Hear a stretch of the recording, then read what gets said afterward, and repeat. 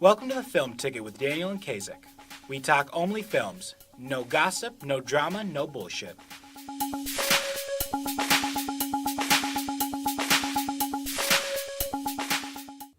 Hello there, ladies and gentlemen. So welcome to the Film Ticket. So we're going to do a little mini episode. This is episode 5.5, as we like to call our minis.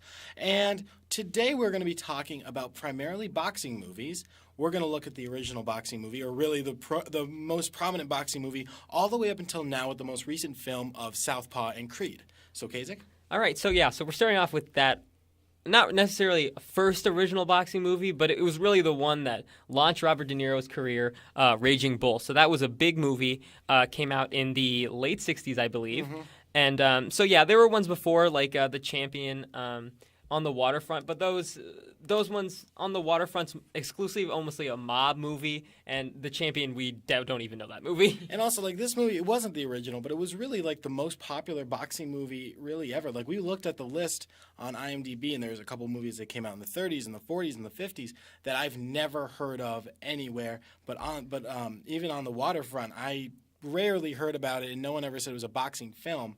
But Raging Bull really was the most prominent one, and that thing almost sparked the Rocky films. It was, and actually, Raging Bull was one of the first movies for a boxing movie to put the camera inside the ring instead of keeping it on the outside. Yep. And so next we're moving on to why we can't talk about boxing without not talking about the Rocky films. And it's fascinating, one quick thing about Rocky, that Sylvester Stallone wrote the first Rocky movie in his dorm room in a weekend. Like, that's an amazing commitment and also an amazing vision. But honestly, be done after Rocky 1. I think Rocky 2 is okay. Rocky 2 is fine, but they all get progressively worse and worse and worse. Until the 2005 Rocky Balboa film. Did you see Rocky Balboa? Yeah, I did. I don't think it was on par of 2 and 1, but I think it was definitely better than 4, 5. Yeah, 4, 5 was awful, but I think they really resurrected the whole series with Creed. They did. I think they did too. I think they hit a home run with that one. All right. So now after the Rocky films, once that whole Rocky pandemonium ended with Sylvester Stallone making 6 or 7 of them, the Rocky movies kind of stopped. And then we didn't hear much about the boxing movies just for a little bit until then a whole wave of boxing movies came out in a row. So we're talking $1 Million Baby, we're talking Cinderella Man, we're talking Creed, we're talking The Fighter, we're talking Southpaw, we're talking about Bleed for This, we're talking about Ali, all these other boxing movies that are all pretty much not necessarily the same, but they're all on the same wavelength. So do you think that the Boxer starring Daniel Day-Lewis, do you think after Rocky, because there was a gap that no fight movies were made, no boxing movies were made, right. And all of a sudden the Boxer came out in 97, and then all these movies kind of started in 2004. I mean, let's see. Yeah, because Cinderella Man came out in 2005. Yeah, and then $1 Million Baby came out in 2004. Oh, so right, what do you think actually started this? Do you think it was $1 Million Baby that started this whole new wave, or do you think it was The Boxer? I think maybe at the time it was The Boxer, but $1 Million Baby is a lot of people don't remember The Boxer. A lot of people do remember $1 Million Baby because that was Clint Eastwood and Hilary Swank's. They were huge. Yeah, I mean, that was probably their biggest film. Right, and so not necessarily Clint Eastwood, but Hilary. Oh Swank. yeah, Hilary Swank for sure. Yeah, completely. Yeah, Clint Eastwood. So not at all. I think now, if you look back, you'll say, "Oh, $1 Million Baby was the influential film." But I think you go back in the time, it may have been The Boxer. Do you think if the Rocky movies had never been made, do you think all these boxing films, even if Southpaw came out, The Fighter, do you think they would be as influential as they are, or as popular as they are now without the Rocky films? I don't think so, because Rocky, I think all these movies saw what Rocky did, and they were like, I can make that, but slightly different. And not saying these movies are bad. No. I love Southpaw. I think The Fighter's great. But yeah, I think they saw how much revenue the Rocky films made, and no matter how bad the Rocky movie was, it was still getting the audience, right? Right, it would still win out. So overall, we really went ham on boxing movies for a good 4 minutes, which I enjoyed. But overall, what do you think of fight movies? What do you think of this trend of fight movies? Like of boxing films? Yeah, boxing films in being specific in it. I really love boxing movies. Ever since I watched the original Rocky, and then I watched Raging Bull later. But yeah, Rocky was the key one that I had really liked, because Rocky wasn't just a boxing movie, but it was also, it tied in the boxing with the drama, so the boxing reflected the drama happening in his life. And then whereas some of these other movies, they try to do that, or it's more about the fighting, and that's why even the later Rocky films do that, so that's why those ones weren't as successful. But yeah, I think the original Rocky is one of the greatest, because what's happening in the ring reflects his life.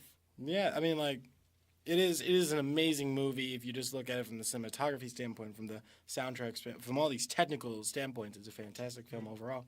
But, I mean, boxing is such almost an Americanized thing. I mean, ever since we started back doing boxing, when did boxing start, in the 20s, or did it start before that? Yeah. We don't have enough knowledge to actually point out a specific date, so don't take our word that boxing started in the 20s. It probably started somewhere else.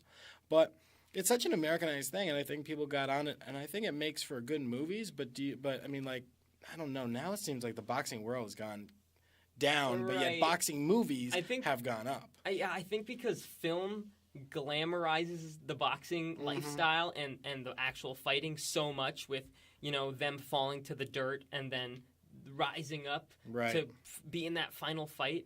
I think it really glorifies it. It really glorifies it, because, you know, if you watch boxing at the Olympics, or if you watch it on TV, it's super boring. Yeah, and also it takes, I mean, like, they have what? Yeah, I totally agree with you. I mean, I watch boxing sometimes, and their first event starts at like 10 o'clock at night, and their main event's like, it's at 1 o'clock in the morning, ladies and gentlemen. Like, no. I don't want to watch that. And I think boxing movies really gave it just like the hype it needed, but yet you go and you watch these boxing matches, and it's like, this is awful. I don't want to do this. I don't want to see it. So now that we're totally crapping on boxing, okay, but here's the thing. I love boxing. Growing up, I would watch boxing because I thought it was awesome. I love people just hitting each other, which is probably not a great thing for a 2-year-old to be watching and being excited about. But I don't know. I think really boxing movies almost add to almost the American spirit, for lack of a better word, because like you were saying, like, you know, getting pummeled down and rising back up, kind of like that whole, like, what people think the American spirit is all about. And so, I mean, what do you think about that? Do you think that people almost can contribute these movies to be more patriotic than almost straight patriotic films? I think late, like the ones that are coming out now, you know, like Southpaw, Creed, all the not like really new, but newer boxing films compared to film overall as decades. I think it does have that element of patriotism in it, and I think they're supposed to be more subtle about it, because if it's up in your face, no one will go see the movie. Yeah, of course. And listen, Rocky IV basically was like, boxing is super patriotic, because remember they go to Russia and he's like, America. Yeah. So I think that almost ruined it, and so now all the movies after that were like, okay, we need to be way more subtle about this. But yet it's still like, we're still rocking this. All right, yeah. So we have spent 8 minutes. We just went completely nuts talking about boxing films, how, you know, the morality behind it. And so this was our first mini episode. Expect many mini episodes to come when Kasich and I get too lazy to make a full-length episode. But I hope you enjoyed this, and remember to subscribe on our Facebook page.